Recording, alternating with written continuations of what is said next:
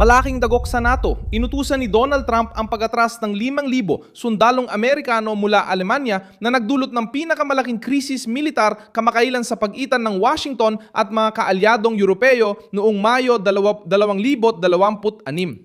Direktang tinatamaan ng desisyon ang mismong sentro ng presensya ng Estados Unidos sa Europa. Dahil ang Alemanya ay tahanan ng mga pangunahing base ng lohistika ng Amerika tulad ng Ramstein, isa sa pinakamahalagang sentro ng suporta militar ng Estados Unidos sa labas ng Amerika.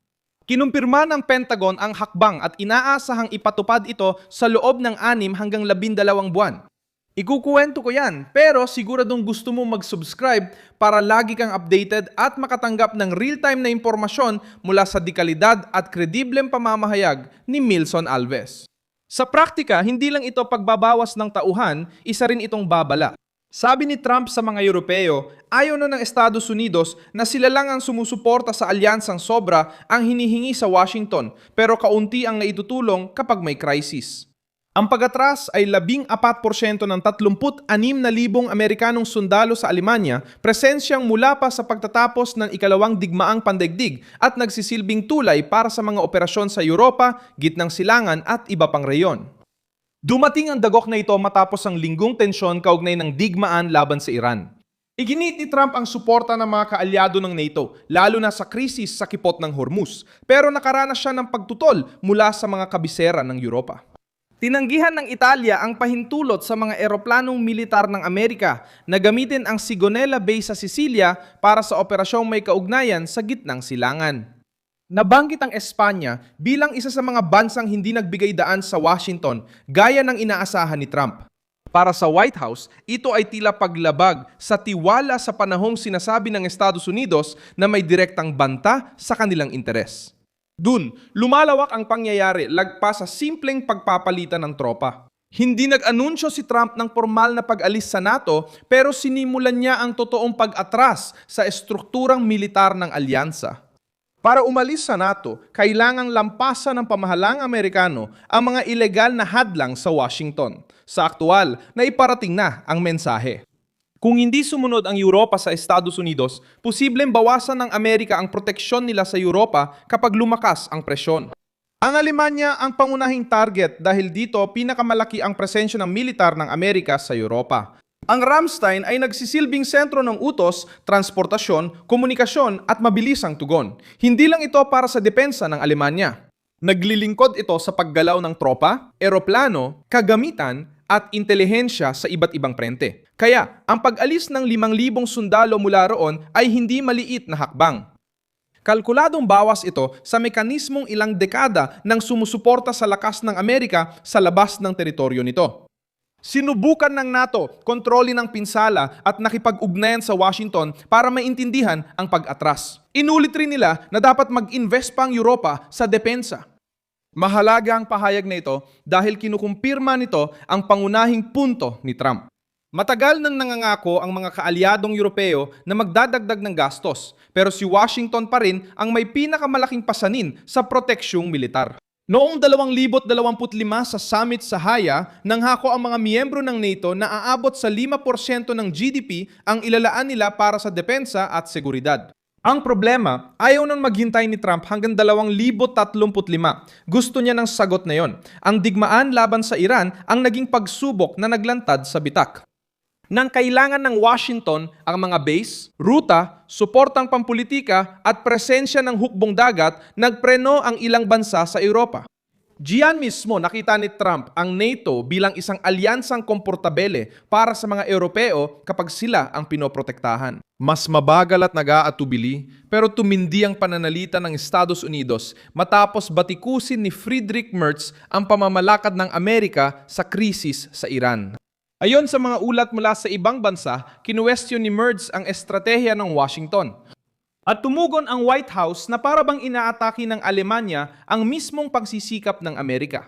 Ayon sa mga ulat, inihayag ng Pentagon ang pag-atras na sinabing ang desisyon ay ginawa matapos ang isang pagsusuri sa posisyon ng militar ng Estados Unidos sa Europa. Para kay Trump, malinaw, ang US ang gumagastos, nagpoprotekta, nagbibigay ng armas, naghahatid at umaako sa pinakamalaking panganib. Nang mangailangan ang Ukraine, nagbuhos ang Washington ng armas, pera at estratehikong suporta. Nang humingi ng garantiya ang Europa laban sa Russia, nanatili naroon ang mga sundalong Amerikano. Pero nang direktang nagbanggaan ang Estados Unidos sa Iran, mas pinili ng mga mahahalagang kaalyado na lumayo, pumuna o limitahan ang paggamit ng mga base.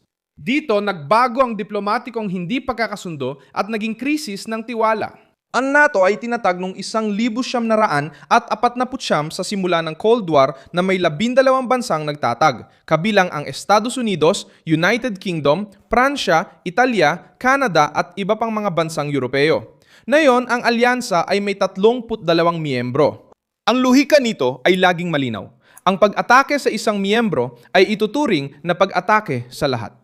Ang mekanismong ito, Artikulo 5, ay minsan lang nagamit matapos ang pag-atake noong Setyembre 11, 2001 sa Estados Unidos. Ibig sabihin, nang na-activate ang pinakamataas na probisyon ng NATO, ito ay para ipagtanggol ang mga Amerikano. Mabigat ang detalyeng ito sa sinasabi ni Trump. Nakakuha ng proteksyon ang Europa sa Kongreso. Dekadang presensyang militar at garantiya ng Amerika. Kapag humihiling ng lubos na pagsunod ang White House, maraming pamahalaan sa Europa ang nag-iingat, nagtitimbang ng implikasyong pang-ekonomiya at natatakot na madamay sa di popular na digmaan. Ang alyansa ay nananatili sa papel, ngunit nagsisimula ng manginig sa praktika. Sinusubukan ng Alemanya na tumugon sa pamamagitan ng pagsasabing kailangan ng Europa na akuin ang mas malaking responsibilidad para sa sarili nitong depensa. Ayon kay Boris Pistorius, ministro ng depensa ng Alemanya, inaasahan niya ang pag-atras at binigyan diin na gustong palakasin ng Berlin ang kanilang sandatahang lakas. Ang totoo, hindi agad nangyayari ang pagbawi ng kakayahang militar. Hindi sapat ang simpleng pag-anunsyo ng gastos.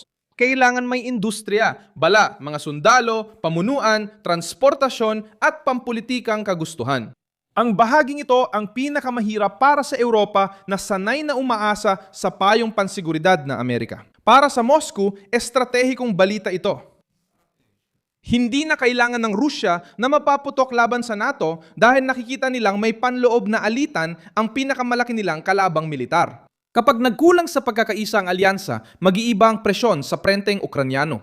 Ang pag-atras ng Amerika mula Alemanya ay di agad babago sa digmaan pero binabago ang atmosfera. Ipinapakita nitong kayang ilipat ng Washington ang prioridad mula Europa papuntang gitnang silangan, Indo-Pasipiko o sa mismong hemisferyong Amerikano. Para sa Beijing, malakas din ang mensahe. Pinagmamasdan ng China ang anumang hidwaan sa pagitan ng Estados Unidos at Europa dahil alam nitong ang posibleng krisis sa Taiwan ay nakasalalay sa kakayahan ng Amerika na makabuo ng mabilis na mga koalisyon. Kung nagkakaroon ng alitan ang Washington at mga kaalyado nito sa NATO tungkol sa mga base, gastusin at suportang pampulitika, nauunawaan ng Beijing na ang sistema ng alyansa ng Amerika ay nasa ilalim ng matinding pressure. At kapag humihina ang sistema ng mga alyansa, nagkakaroon ng pagkakataon ang mga estratehikong karibal na subukan ang mga hangganan. Ang sitwasyon ay kahalintulad ng krisis sa Suez. 1956. Noong taon na yon, umatake ang United Kingdom, Pransya at Israel sa Ehipto matapos ang nasyonalisasyon ng kanal ng Suez ni Gamal Abdel Nasser.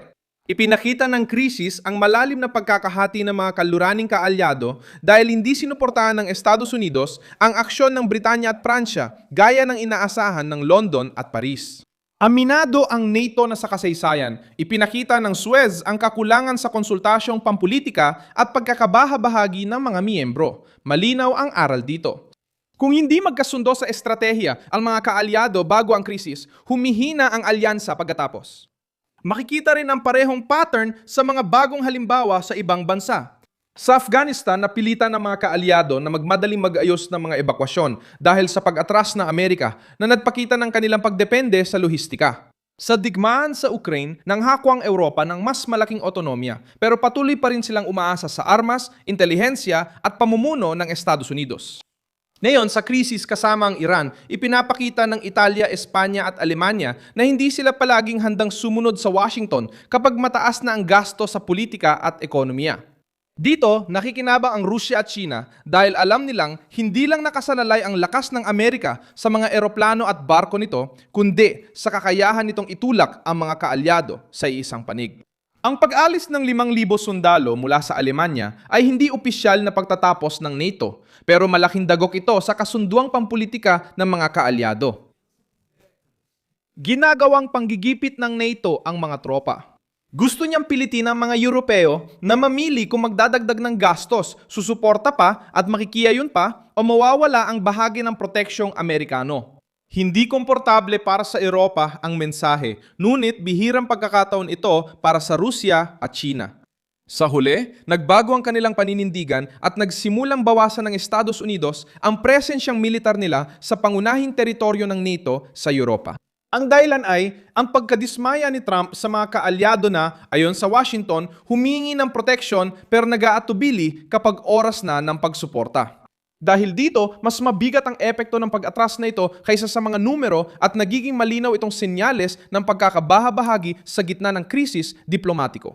Ako si Milson Alves, internacionalista at layunin kung bigyan ka araw-araw ng tapat na impormasyon. May mga news link sa video description. I-like ang video, mag-subscribe sa channel at basahin ang mga komento para maging bahagi ng komunidad ni Milson Alves.